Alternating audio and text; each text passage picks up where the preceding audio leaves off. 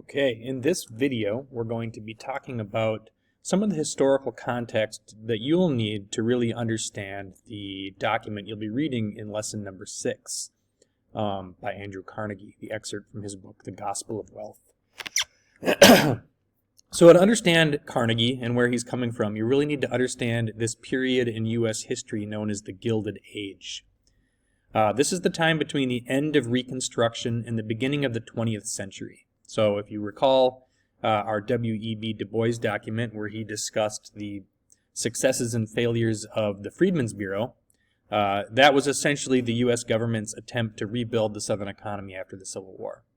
The Gilded Age is a time of great wealth and also great poverty. There are huge gaps between the rich and the poor. This is the era where we get the rise of these titans of industry such as Henry Ford, J.P. Morgan, Cornelius Vanderbilt, and who's that guy? J.D. Rockefeller, right? J.D. Rockefeller, Standard Oil, obviously Henry Ford started the Ford Motor Company, J.P. Morgan in banking, and Vanderbilt in railroads and shipping. So some people became very rich, while poor people remained very, very, very poor. This period is then capped off by the Roaring Twenties, and ultimately leads to a tremendous economic collapse known as the Great Depression. This was a global depression, a worldwide collapse of economic systems.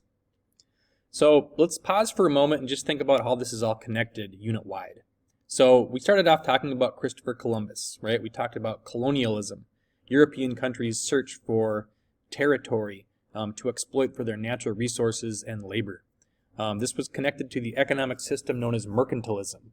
Right? You take colonies, you exploit for their natural resources, you take those natural resources back to the mother country, manufacture them into finished goods, and you sell those goods back to your colony. So it's sort of a forced economic relationship. Colonialism and mercantilism led into slavery in the cotton economy. There was a huge demand for cotton in Europe. The Caribbean and southern United States was a great place for growing cotton. So they start growing cotton in the Americas. That creates a demand for labor, which leads to slavery. Eventually, the northeast U.S., the New England area, catches up or starts to catch up in terms of industrialization.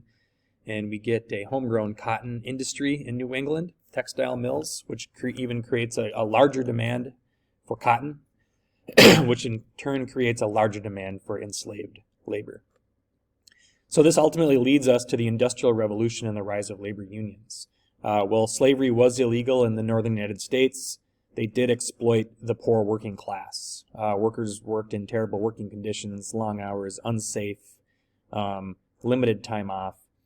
So your workers began to organize. They formed labor unions, right? This plays into what I was just talking about, the Gilded Age. We have people creating tremendous wealth.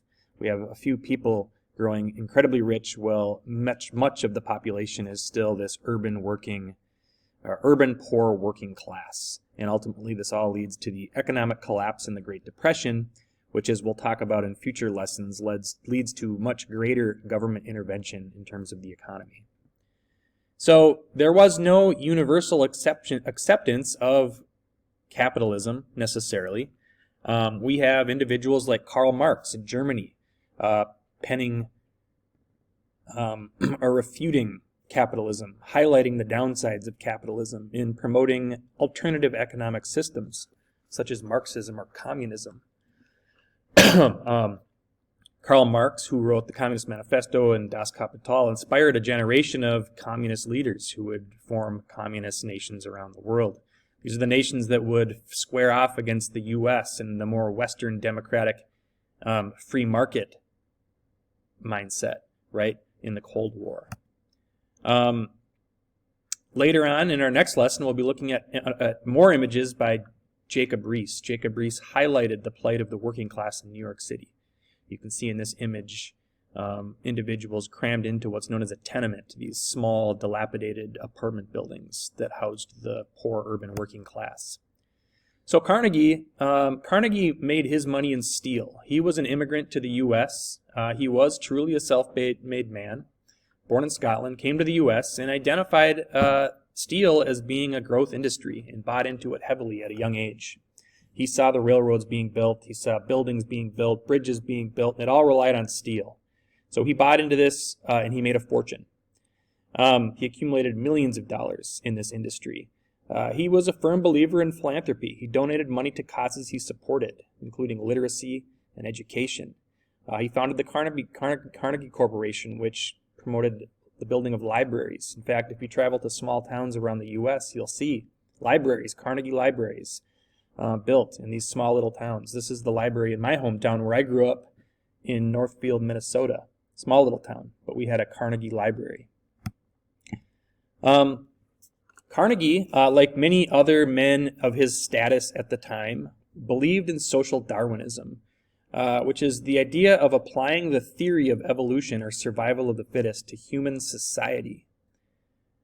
He believed that people who became rich in capitalist societies were superior to those who were poor.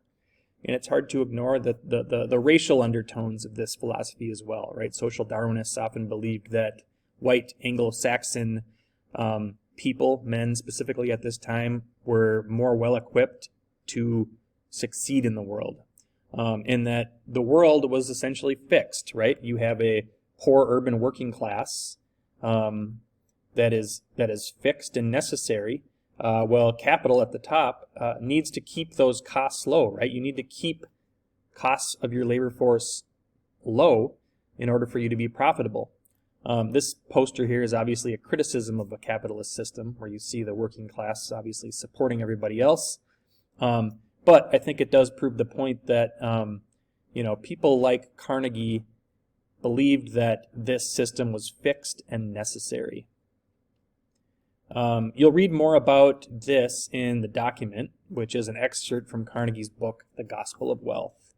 If you're interested in learning more about the Gilded Age, I put this link to a documentary, PBS documentary called The Gilded Age. Feel free to watch it if you'd like to learn more. All right. Enjoy the document. Answer the questions at the end. And I look forward to discussing in class.